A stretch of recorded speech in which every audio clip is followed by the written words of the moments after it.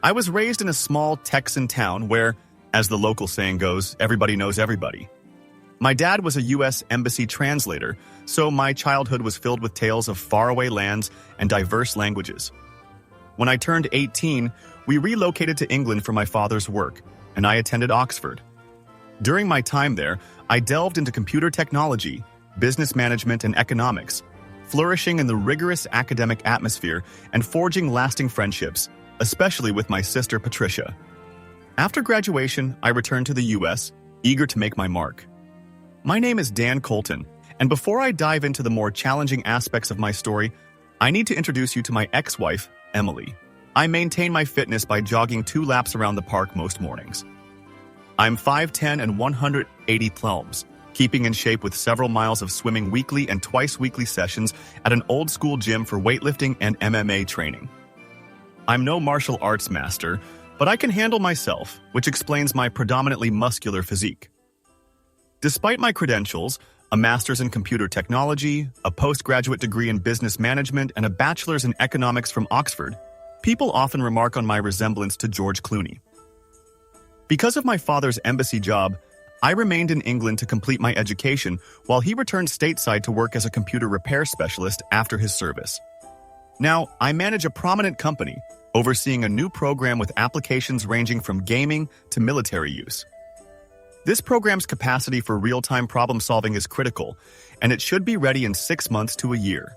I adore my sister Patricia, or Pat as I call her, and the feeling is mutual. We're incredibly close, sharing everything and keeping no secrets.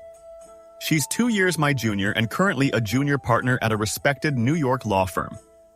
Emily, my ex-wife, stays fit by hitting the gym at least 4 times a week. She's 5'3" with a striking figure, 34B 2233, red hair, and captivating green eyes. Her face is angelic, and her smile could light up any room. She's a corporate attorney at XYZ, a PR and advertising firm, a position she secured after earning her law degree. We met at Pat's graduation. Pat, Emily's sister, and Amy were roommates and introduced us at the party. Coincidentally, we lived only 3 miles apart in the mid-sized town of Freestone, Texas. We began dating 6 months later, clicked immediately, and married 6 months after that. Following our wedding, Emily embarked on her career at XYZ as a junior attorney with a modest salary and bonuses. I worked for ABC Flight Controllers, assembling and dissecting software code for a mid-5-figure salary plus bonus. The 3-bedroom house I inherited from my grandparents was in a desirable neighborhood. My sister received a lump sum inheritance, while Emily's sister and parents remained in New York. My parents retired to Florida. Twice a year, we hosted family gatherings for Thanksgiving and Christmas at various locations. Life was good. We were content with our comfortable income, nice cars, and 2 annual vacations. After 2 years, Emily was promoted to junior partner, and things started to shift. She began going out with friends on Friday nights a few times a month and worked late more frequently. Naturally, I grew suspicious and resorted to my usual routines, reading her emails, checking her underwear, and even installing a keylogger on her laptop. While I recognized my paranoia, it didn't mean my concerns were baseless. I even followed her one night. Nothing untoward occurred. She didn't even dance with other men. So why did I sense something amiss in our marriage? Emily wanted to attain senior partner status before starting a family, which meant waiting another 5 years. She was content with her career, while I felt stagnant in mine, with no prospects for advancement as promotions in the family-owned business were reserved for relatives, regardless of their qualifications. I decided to launch my own computer repair business, not the typical storefront operation. I targeted businesses requiring enhanced security systems and system upgrades. Before taking the plunge, I conducted a business analysis and anticipated a slow start, but within a year, I projected earnings exceeding my current job. I explained my plan to Emily, emphasizing that while the first year would be lean, we'd be better off in the long term. I omitted mentioning the new software I was developing to keep things simple. She vehemently opposed the idea, questioning why I would jeopardize our current stability when we were doing well. She was flourishing, and I was at a dead end. Emily and I had always maintained separate finances, except for a joint account covering all bills. We contributed equally to monthly expenses and saved the rest. I left my job and started my business using savings and a home equity loan. Operating from a small rented workshop with an attached office, I began advertising and making calls. Within 3 months, I was satisfied to be breaking even, and my software development was progressing smoothly. Then, one evening, Emily delivered shocking news. She was 3 months pregnant with twins. Paranoia gripped me, and I scrutinized the timeline of her activities. She had been in Miami for a week on business. It hit me then. She was cheating. I immediately resolved to get a DNA test. From the moment she learned about the pregnancy, all affection ceased. At least towards me, she insisted on abstaining, fearing harm to the babies, even though both I and the doctor reassured her she was overreacting. Despite this, we did the usual things. I attended her relaxation classes, massaged her feet every night, rubbed oil on her growing belly to prevent stretch marks, and put up with her increasingly sour moods. Meanwhile, my company was growing. I hired a new computer technician, Greg, and appointed May as the receptionist. Emily showed no interest in my business, so I never bothered discussing it with her. The day finally arrived when she went into labor. I was with a client discussing a server upgrade when I got the call. The client congratulated me and sent me on my way. Emily was already at the hospital, her go bag ready and waiting. I rushed over, grabbed her suitcase and the DNA kit, and drove her to the hospital. She was admitted to a private room in the prenatal ward. After the doctor checked her, he said it would still take some time. Despite my doubts about the twins' paternity, I was excited about the possibility of becoming a father. The doctor suggested I go home, saying it would be a while yet and promised to call me when it was time for the delivery. I went home, ate, sat around, and eventually fell asleep. The phone rang. Emily was fully dilated, experiencing contractions every 7 minutes. The babies were almost here. It was 2:30 a.m. I grabbed a coat and rushed to the car. Why do babies always seem to arrive at odd hours? I sped to the hospital, making it just in time to watch the first baby being delivered. A few minutes later, the second followed. The nurse checked both babies, counting their fingers and toes, then washed them. While her back was turned, I swabbed each baby for the DNA test. As she helped clean up my wife, even though I already felt a connection, I needed to know for sure if they were mine. Emily looked at me with sad eyes and said she loved me as I kissed her gently. Emily was moved to the recovery unit to rest, and they advised me to go home. The next day, I called everyone to share the wonderful news. The grandparents were thrilled, eager to see their new grandchildren. Pat and Amy promised to arrange time off to visit their niece and nephew. On my way to the hospital, carrying flowers for Emily, I dropped off the DNA kit and was told the results would take about 10 days. Emily would be staying at the hospital, the doctor said, as she had suffered severe tears that needed time to heal. For the next 5 days, I visited her daily, but she seemed distant and quiet. When I asked the doctor about her behavior, he simply replied, "She'll get over it. It happens sometimes." He mentioned she would be discharged on Saturday afternoon. During my visit on Friday, I counted down the hours until I could bring them home. The nursery was ready for our new babies. Saturday morning, I made sure everything was set up for her return. The safety gates were securely fastened. At 1:30, I headed to the hospital to bring my family home. I walked straight to her room, but it was empty. "Where are my wife and kids?" I asked the nurse. "Another man has already taken them," she replied. "Who?" I demanded, panic rising. I tried calling Emily's cell, but there was no response. The senior nurse arrived to handle the situation, reporting it to security, who then contacted the police. When the officers arrived, a man and a woman, both detectives, were shown to the security room to review the footage from that morning. They returned to inform me that it seemed Emily left with the man willingly. "We know who he is, but we can't disclose his identity," they said. Stunned, I asked, "What am I supposed to do now?" "Go home, Mr. Colton," they advised. "We will be in touch." Sick with words, I sat at home anxiously waiting for news. Around 6:00 that evening, I noticed the same 2 detectives knocking on my door. When neither looked me in the eye, I asked what was going on. The woman spoke first. "Mr. Colton, we can't tell you where your wife and children are, but they are safe." "I'm really sorry," she added softly. I stared at her, confused. "I have no idea where my family is, and Emily won't answer her phone," I said. The male detective stepped forward. I regret to inform you that your wife left you and took the kids, he said. She stated that her attorney would be in contact soon. My heart sank as I listened in disbelief. Please don't do anything foolish, the detective warned. I'd hate to have to take further action. They left, leaving me alone once again. My hands trembled and I felt hollow inside, on the verge of being sick. I had hit rock bottom. I started to cry. Sunday morning, I woke up having cried myself to sleep. I showered and put on some decent clothes. I made breakfast on autopilot. After eating, feeling a bit better, I thought maybe Emily's parents knew something. I called her dad. Hello, he answered. Hi, it's me, I said quickly. Everyone left saying they'd be visiting next weekend. I need to tell you what happened. He tried to respond, but I cut him off. Listen, I don't want excuses. Just call Emily and get back to me. I can't believe she would act like this. By lunchtime, I went to Denny's for an unhealthy meal, a mega burger with fries, onion rings, and a beer. Feeling a bit better, I returned home and checked the answering machine. No messages.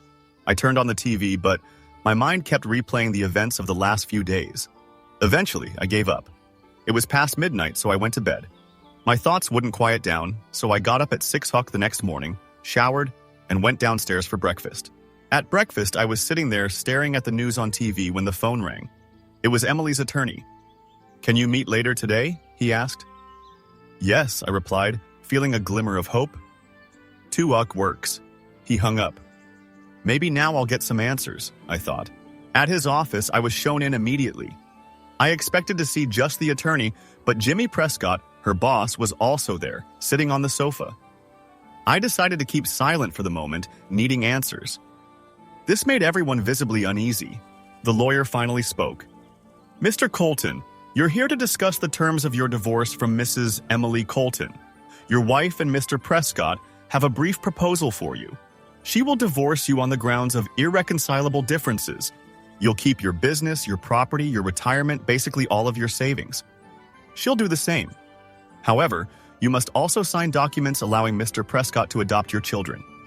In return, Mr. Prescott will deposit $2 million into an account of your choosing. I jumped up so fast I almost knocked over the desk. Absolutely not, I shouted. My kids are not for sale at any price. You can have that strumpet for nothing. I don't want anything to do with her, so get lost. Emily stood up and spoke softly, trying to calm me down. Dan, I know I hurt you and I'm so sorry. I never wanted this to happen. Jimmy and I have been seeing each other for a while, and we really want to get married. He wants to adopt the kids because sadly he can't have any of his own. I cut her off. Oh, so the kids would have everything, right? A big house, the best schools, the perfect life? I sneered. And what do I have to offer? An old, rundown house and a small computer repair business? My voice dripped with sarcasm. Is that why you want out? Because I lack ambition, money, and can't give the kids a better future? Her tone turned icy. If you refuse to sign, I'll take you to the cleaners. I'll take your house, half your income, half your savings, your 401k, your business, and I'll make sure you never see your kids again. You're in a no-win situation. Our way, you at least get something. Go to hell, Emily, I snapped. You have no claim to the house. It's mine. Half of nothing is still nothing. I don't have savings, and you earn more than I do, so support payments will be minimal. I'll see my kids every other weekend and happily pay child support. As for my business, without me, it doesn't exist. As for your threats, see you in court. With that, I turned and stormed out, leaving 3 stunned people behind. I went straight to Denny's for dinner. After eating, I drove home to a cold, empty house. I sat with a beer, staring at the TV, furious at myself for not checking the peephole before opening the door. I woke up around 11 o'clock to a knock. Still a bit groggy as I opened the door, it was slammed inward with such force that I staggered back, but managed to stay on my feet. 3 men rushed in, trying to grab me, but I was fully awake now. I struck the first one in the throat with extended knuckles. The second guy tried to put me in a headlock and force me to the floor. While I was breaking free, the third man hit my shin with a baseball bat and I fell. I began losing consciousness as the first man lay on the ground, choking. The other 2 kicked me, assuming they'd finish me off. They needed to leave enough evidence for the police to follow up. As I started to black out, their leader lifted me to my feet. Now be a good boy and sign the papers, or we'll be back, he said, his face inches from mine. I headbutted him in the nose, feeling the warm blood splatter across my face. Now I had his DNA. I quickly pulled my handkerchief from my pocket and dabbed some of his blood onto it. Screaming, he turned away, clutching his face and cursing at me. I started to black out again, only to be jolted awake when he kicked me in the ribs. I fainted, collapsing against the wall. I woke up slowly, hearing voices but unable to recognize who they belonged to. I saw vague shapes in the room but couldn't identify them. Then darkness took over again. The next time I woke, bright sunlight filled the room. I looked around and saw a woman seated in a chair. It took me a moment to recognize her as Cam, the wife of my MMA instructor, Nick Wright. I tried to speak, but my mouth was too dry. I choked out a sound. Cam came over and pressed the call button. A nurse came in and checked my vitals. She smiled and asked how I was feeling. The ice chip she gave me tasted better than the finest scotch. Cam quickly dialed her phone with one hand while holding mine. "How are you feeling? Glad to have you back among the living, Dan. You really scared us for a while," she said. "Like I've been hit by a truck," I croaked. "A truck might have done less damage," she replied with a wry smile. At that moment, a doctor entered. "I'm so glad to see you finally awake. You've been in a coma for 3 days, but I think you're on the mend now, Doc. Could I get something to eat?" "I feel like I could eat a whole cow, just pull out the horns and wipe its rear," I groaned. Everyone laughed, but when I tried to join in, the pain in my side made me nearly pass out. The doctor adjusted my pain medication and showed me how to use the button for more morphine. I drifted in and out of a morphine-induced sleep for what seemed like hours. When Nick finally arrived, I realized it had been just over an hour. He filled me in on what happened. I'd been attacked in my home, and the neighborhood watch found my front door open. They called the police and an ambulance, and the officers found Nick's number in my phone under ice in case of emergency. Either Nick or Cam had been with me ever since. He then described my injuries: a fractured left tibia, shattered radius, 2 cracked ribs, and a concussion, a perforated lung, a damaged kidney, a cracked eye socket, and a broken nose. "Other than that, you're fine," he joked, making me smile. When Nick and Cam left to go home, a detective named Graham Coles entered the room. "How much of the attack do you remember?" he asked. I recounted the leader's message. When I mentioned having a DNA sample on my handkerchief, he placed it in an evidence bag, clearly pleased. I closed my eyes for a moment, and when I opened them, the room was empty, shrouded in darkness. The next day, Nick visited and offered to let me stay at his house until I could move around on my own again. I asked him to pick up my mail from my place, and he agreed. I also inquired if he knew a good divorce attorney. He nodded and promised to get back to me. After a bit more conversation, I drifted off to sleep again. When I woke up, a nurse was checking my vitals. She mentioned that everything looked good and clean with no signs of infection. She changed my bandages. Shortly after, they brought me some food. Eating with one arm was tricky, so she had to cut up my meal. I slept well that night and woke up feeling refreshed. The nurse gave me a bed bath, but I didn't react. I was still too sore. Later, Nick arrived with a stunning woman who he introduced as my new lawyer, Grace Miles. She confirmed that I still had visitation rights for my kids and agreed to take on my case. We reviewed the situation together before she left. Nick stayed with me while I sorted through the mail he had brought. When I opened the DNA results, I initially felt a wave of rage, but then I started to laugh. Neither of the kids was mine. Emily had been cheating on both Jimmy and me, a classic cheater. I explained the situation to Nick once I stopped laughing, and his face went pale. Having had a change of heart, I decided to discuss a settlement. I called Grace and asked her to set up a meeting with Emily, Jimmy, their attorney, and myself at the hospital. She arranged for us to meet the next day in a borrowed office. When Nick wheeled me into the room, my arm and leg in casts, tubes running into my body, Emily looked flawless. My face, like most of my body, was bruised black and blue. Emily seemed shocked at my appearance while Jimmy just smirked. Staring at them, I began, "Well, I changed my mind after some of your friends visited. And don't bother denying it, Jimmy. The last thing your thug said was, 'Ass sign the papers.' Who else would want me to sign over the kids without the $2 million incentive?" I handed over the new paperwork my lawyer had prepared. "Your original proposal made it seem like I was selling the kids, and my lawyer explained how that could open me up to human trafficking charges." "Nice try, though." Their attorney eyed the document suspiciously as I continued. "My lawyer and I have drafted a new settlement. Here it is."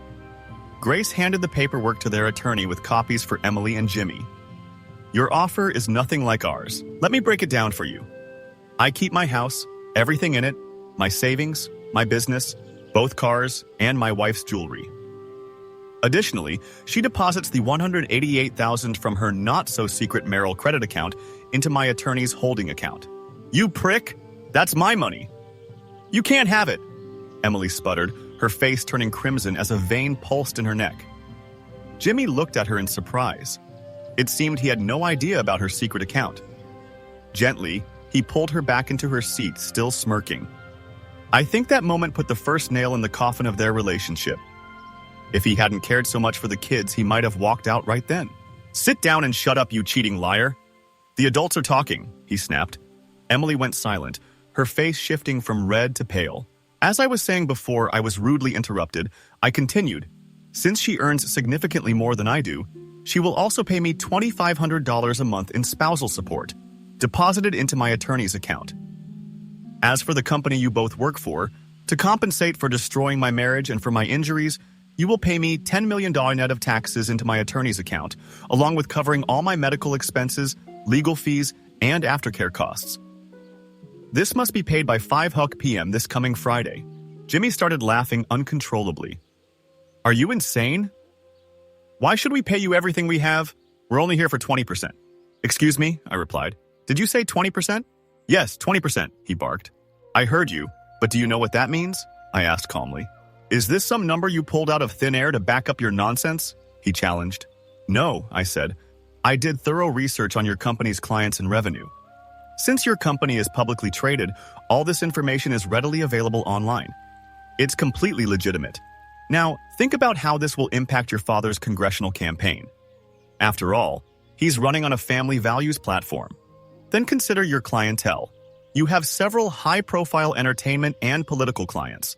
One hint of scandal, and they'll abandon you. Next, your advertising branch. You represent 2 children's clothing stores, a baby product company, and a sports goods manufacturer. Every well-known brand will drop you like a hot potato, and you'll be scapegoated at a board meeting when things hit the fan.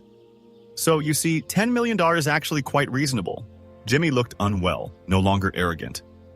My attorney will send the full amount. It should be in her account by Friday at 5. No one had anything else to say. Oh, and Jimmy, if you think my disappearance will let you off the hook, I've sent the whole story to 5 out-of-state attorneys. If anything happens to me, they'll notify the media.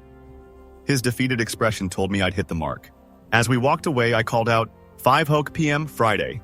Later, back in my room, Grace asked why I gave in and let Jimmy adopt my children. She glanced at the DNA test results. I handed them to her and laughed. You clever prick. The kids aren't yours. I'm not sure yet. This shows she was cheating on both Jimmy and me. I intend to find out and make sure Jimmy knows. Dan, I'd hate to be on your bad side. You'd have made a great attorney. Thanks, but I don't have the eliminator instinct you do. You just haven't used it. The doctor visited later, saying I could go home the next day if I had help.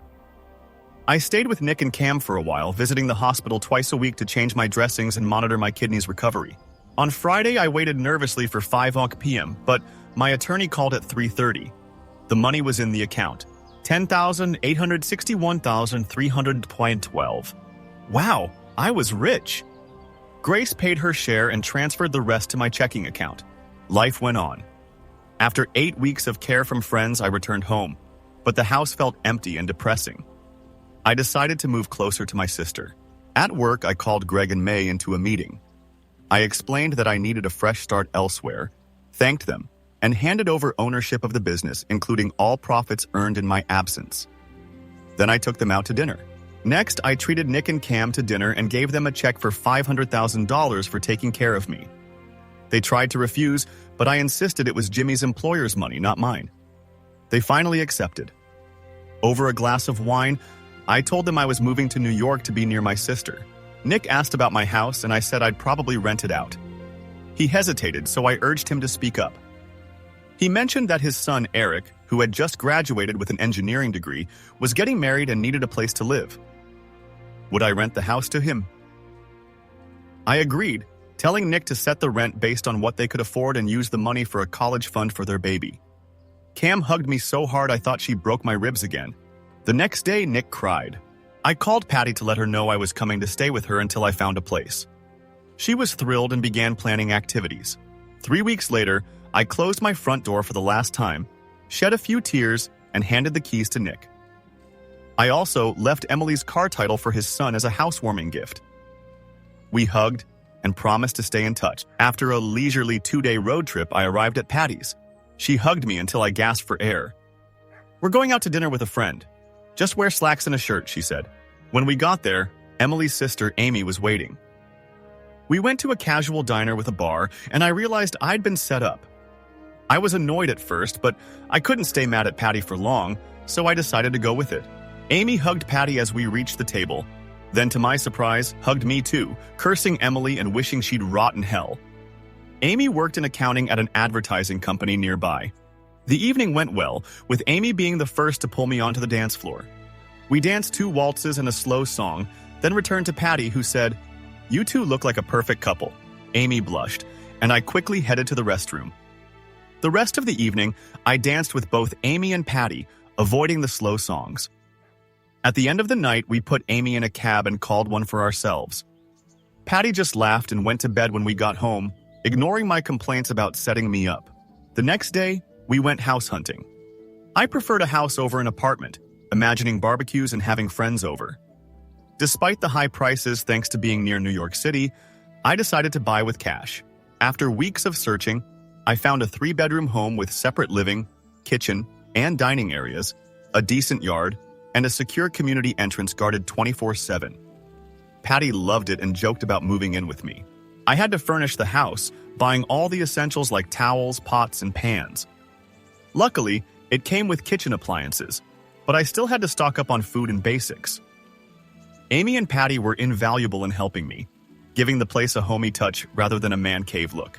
I set up one area as my workspace, complete with a custom motherboard, a top-of-the-line computer, and a fire-resistant safe. Patty and Amy insisted on a housewarming party, inviting their friends since I knew no one around. The plan worked. Soon I was on multiple social media and contact lists. For the next 3 weeks, weekends were filled with parties and barbecues. I barely thought of Emily and enjoyed my new social life. Amy and I grew closer during this time, more than friends but not quite lovers. One evening, Patty and Amy planned to go to the theater, but Patty canceled last minute, leaving just Amy and me. During the taming of the shrew, Amy reached over and grabbed my hand.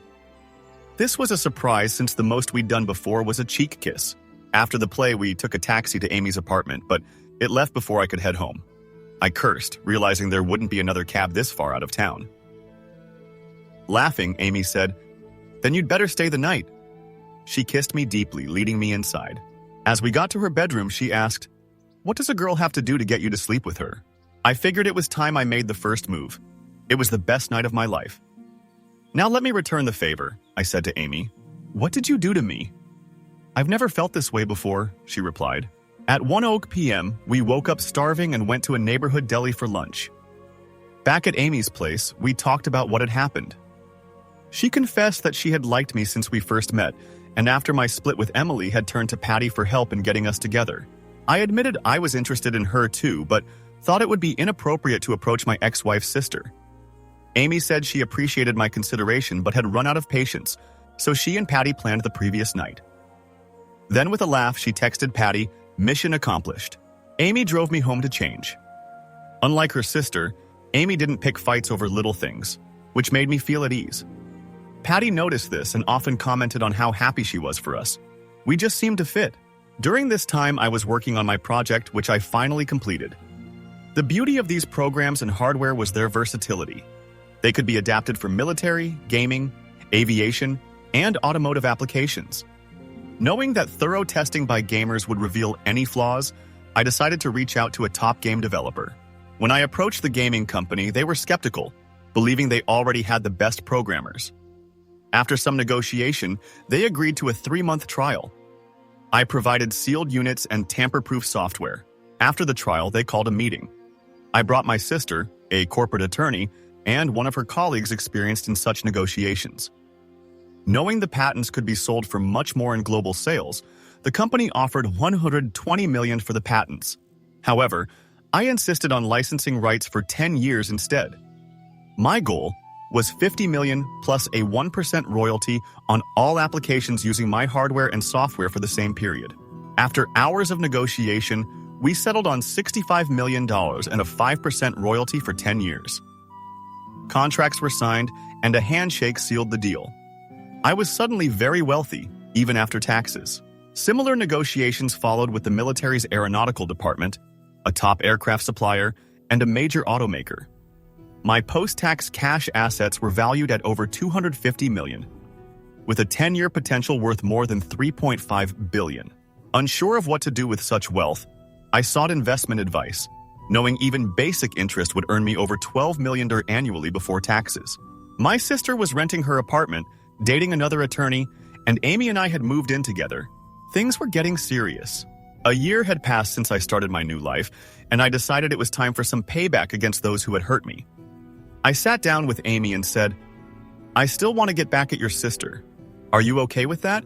She replied, "Burn the witch, I'll help if you need it." We discussed various plans, but decided to wait before taking action. Just after dinner, the phone rang. An assistant DA from Freestone, Texas, asked if I would testify in 3 weeks. They had caught the people who attacked me. I agreed, and Amy insisted on coming with me. We decided to make a quick trip, arriving a week before the trial. We flew to Texas, where Nick picked us up and dropped us off at our motel. As a thank you, we took Nick and Cam to dinner at the Regency Club. The women looked stunning in cocktail dresses, while I wore a $2,000 Italian suit, and Nick donned his best church outfit. None of us had been to this restaurant before, so it was a special night. A uniformed doorman opened the car doors, then the restaurant door. The head waiter guided us to our table. As Cam and Nick admired the pianists playing soft music, we enjoyed a light appetizer of thinly sliced melon and Parma ham, followed by our choice of entree and fruit salad accompanied by red and dessert wines. While savoring the wine, I noticed Emily and her husband Jimmy seated nearby with another couple. Amy excused herself to use the powder room, with Cam following. They had to pass by Emily's table. I watched as Emily froze, covering her mouth in shock. Amy greeted her, pointed to me, and said something that made Cam laugh. Emily rushed out of the restaurant with Jimmy in tow. When Amy and Cam returned, I asked what Amy had said. Amy explained that after Cam said, "Hi, Emily," Emily asked who I was with. I replied, "I'm with another millionaire sitting over there. Thanks for divorcing him. We were meant to be together. You obviously traded down." Then I added, "I don't see what you ever saw in that stuffed monkey," and walked away. We danced and laughed about Amy's encounter late into the night. The next day, while Nick and Cam worked, Amy and I played tourists, even spending a day at a weapon range, where Amy proved to be a surprisingly good shot. The day before the trial, we had dinner at Nick and Cam's house. Home-cooked food tasted so much better than restaurant fare. We toasted their upcoming wedding, and Nick shared that his son was getting married in the spring.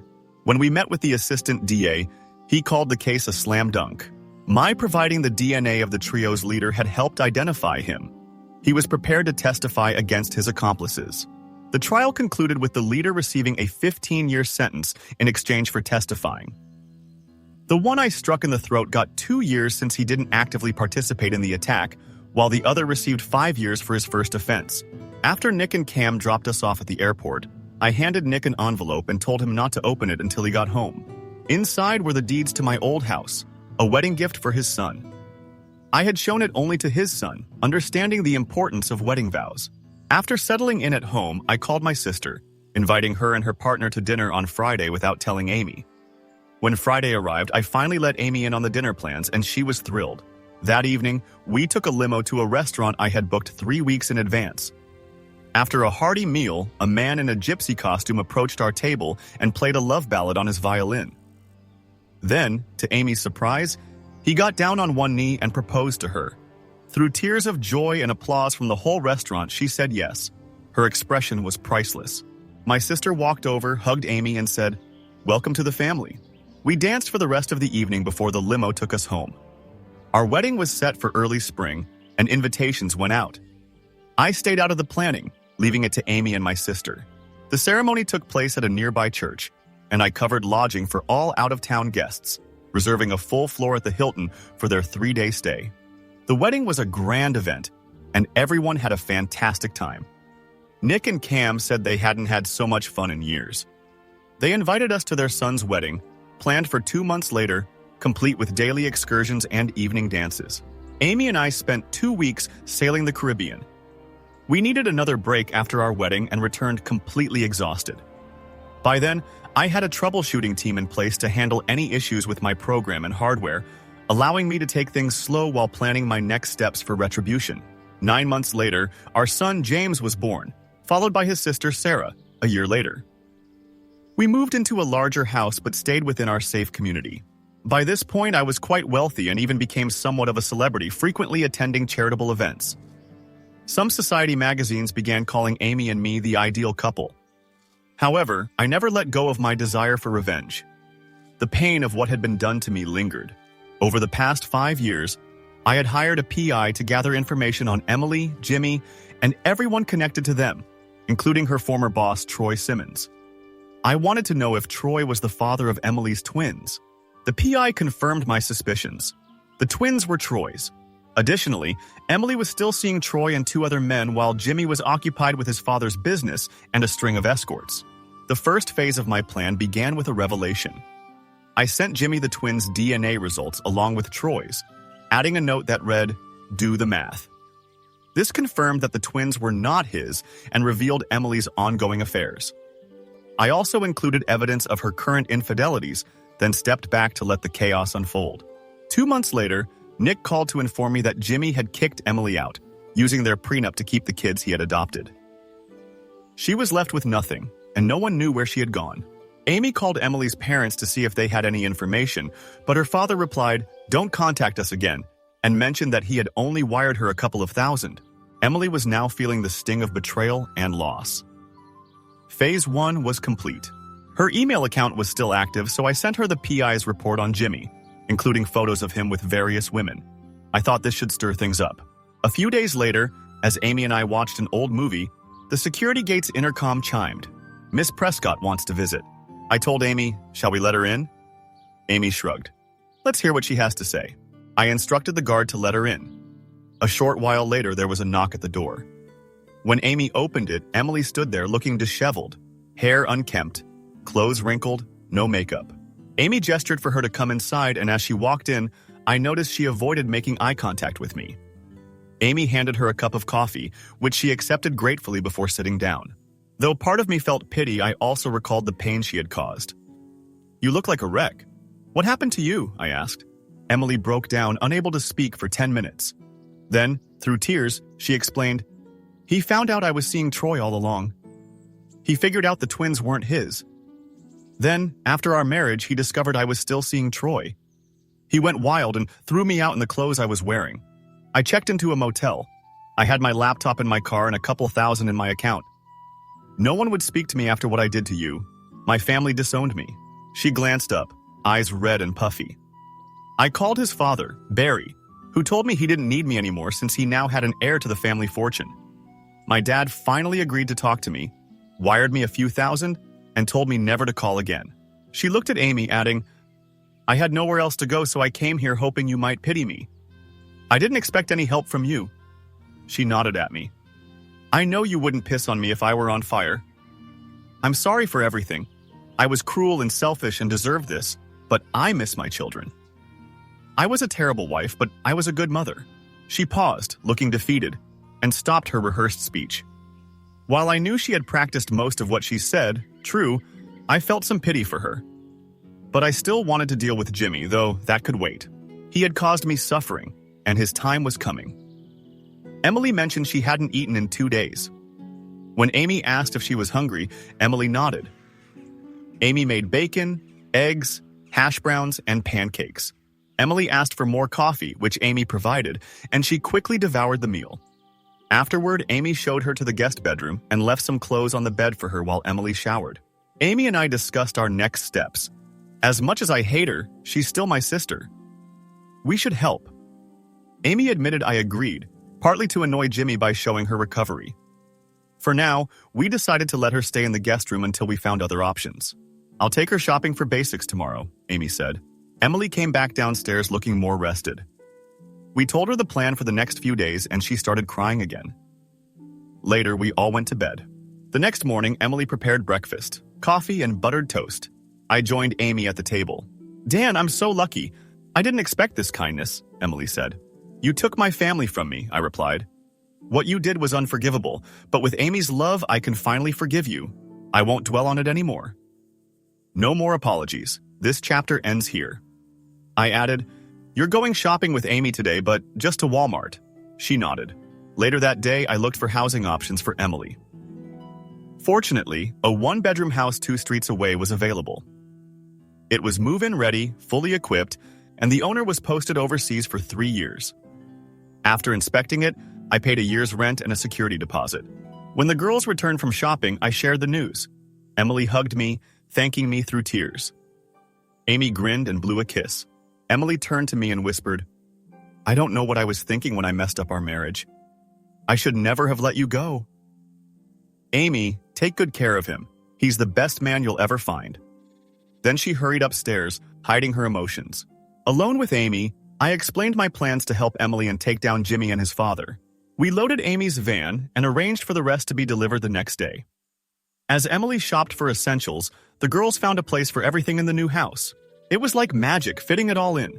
We chose to support Emily financially, giving her a credit card with a $1,000 monthly limit and $10,000 for her checking account. More hugs and tears followed. That night in bed, Amy said, "I'm glad you didn't kick Emily when she was down." I replied that I hoped she learned her lesson and would treat her next partner better. The next day, we helped Emily settle into her new house, though she insisted on doing most of the work herself. She even invited us over for dinner that night. We left the kids with a sitter and headed over. Emily prepared a delicious meal: roast beef, baked potatoes, mixed veggies with garlic butter and honey, and for dessert, baked apples stuffed with raisins and topped with ice cream. We left completely full. Emily adjusted well, and in the following weeks, Amy and I agreed to help with her divorce. I arranged a meeting with an attorney at Patty's recommendation. We met with Brian Scott. Although he didn't approve of Emily's past actions, he agreed to take on the case. Our main goal was getting her children back. Money was secondary. "I have an idea," I said during the meeting. I allowed Jimmy to adopt the kids when Brian mentioned this would be a challenge. I asked, what if the children aren't biologically mine? I explained that I had received $2 million for the kids but refused letting Jimmy adopt them without financial gain. However, I was considering seeking $10 million for alienation of affection against Jimmy and XYZ Advertising. I had signed a non-disclosure agreement with them to keep XYZ out of the divorce proceedings. If I violated it, I'd have to repay the money. I gave Brian the DNA reports proving that Troy Simmons was the father, showing that the children weren't mine. Therefore, Jimmy had no claim, and the adoption was unofficial. This meant Emily could reclaim them. I clarified this isn't just for Emily, it's to mess with Jimmy and his father. Brian nodded. "Leave it to me, and I'll get back to you." That evening, I told Amy what I had done, and she fully supported it. We then invited Emily over. She seemed nervous at first until I explained my plan. Grateful, she threw her arms around me, then quickly pulled back, embarrassed and apologizing. "Don't worry about it," Amy and I said in unison. "Let's leave it at that." A few days later, Brian contacted us and requested a meeting with Emily and me. He would now be representing her instead of me. During the meeting, he laid out his plan. First, we'll file a motion to annul the adoption. He paused, looking at us before continuing. Second, I'll report to the state that Jimmy Prescott and his father, Barry, attempted to purchase children, violating the Anti-Slavery Act of 1865. He let that sink in. Third, we'll pursue charges for this offense. They coerced Mr. Dan Colton into allowing the adoption since the children weren't his biologically. The adoption is void. He showed us the DNA results to prove this. Emily will demand the return of her children, currently being kept at 218 Fifth. We'll sue Mr. Troy Simmons for sexual maltreatment as he forced the then Mrs. Colton into an affair to keep her job. 6. We'll pursue legal action against Jimmy Prescott for coercing Emily into a relationship that destroyed her marriage. He continued. 7th, we'll file a lawsuit against XYZ Advertising for enabling the maltreatment and promoting the affair. Both CEO Jimmy Prescott and his father Barry will be named in the suit. Prescott and Chairman Barry Prescott knew about the affair and supported it, causing the marriage breakdown. 8th, we'll charge Troy Simmons with alienation of affection, contributing to the end of Emily's marriage. 9th, we'll charge Jimmy Prescott for the same reason. 10th, we'll go after XYZ Advertising for failing to include a morality clause in staff contracts despite knowing about the affair. And lastly, 11th, we'll sue XYZ for supporting the affair between Jimmy and Mrs. Colton, which led to the marriage's dissolution. Brian then looked at me and added, "Finally, Mr. Colton acknowledges he signed an NDA for $10 million and is prepared to repay the amount if he breaks the agreement." We stood there stunned by Brian's comprehensive plan. Emily, though shaken, seemed ready. "I'll handle the fallout," she said. "I brought this on myself." "Move now," I told Brian. "And XYZ will face a media attack targeting Troy Simmons, Jimmy Prescott, Barry Prescott, and the company." Brian nodded, saying he'd be ready in 2 weeks. I was to launch my attack a week later. Leaving Brian's office, I felt justice was within reach. Though Jimmy and Barry put up a legal fight, Brian pressed on. A week later, as planned, I sent all the gathered evidence to every media outlet. The media pounced, camping outside the courthouse and homes of those involved. As expected, XYZ's clients began threatening to cut ties. The board fired Troy Simmons without severance, and to stop the bleeding, Jimmy and Barry Prescott stepped down. XYZ also paid Emily a 7-figure settlement. With my own compensation, I would easily cover the $10 million NDA repayment. The fallout continued. Congressman Barry Prescott, known for his family values campaign, resigned, citing illness. Soon after, the FBI found financial anomalies, including payments to escorts and misuse of campaign funds. He was called before a select committee. Less than a month later, Emily regained custody of her children. Shortly after, Amy and I drove Emily and the kids to her parents' house for a reconciliation. I told her parents I've forgiven her. While we may not be close friends, we're at least civil. I hope you can forgive her too. Seeing their grandchildren for the first time helps smooth things over. In the aftermath, Barry Prescott was sentenced to 3 years for campaign fund misuse. Jimmy was found guilty of attempted human trafficking and embezzling company funds, receiving a 5-year sentence. His sentence was longer because he refused to reveal where some of the missing money came from, money I had set him up to take for my final revenge. I bribed the prison allocator to place Jimmy with a particularly dangerous inmate. Meanwhile, Emily moved into a larger home, retook her bar exams, and started working at the same law firm as Patty. Though we didn't socialize much, we occasionally babysat for each other. Emily hasn't dated since. She's focused on her career and children.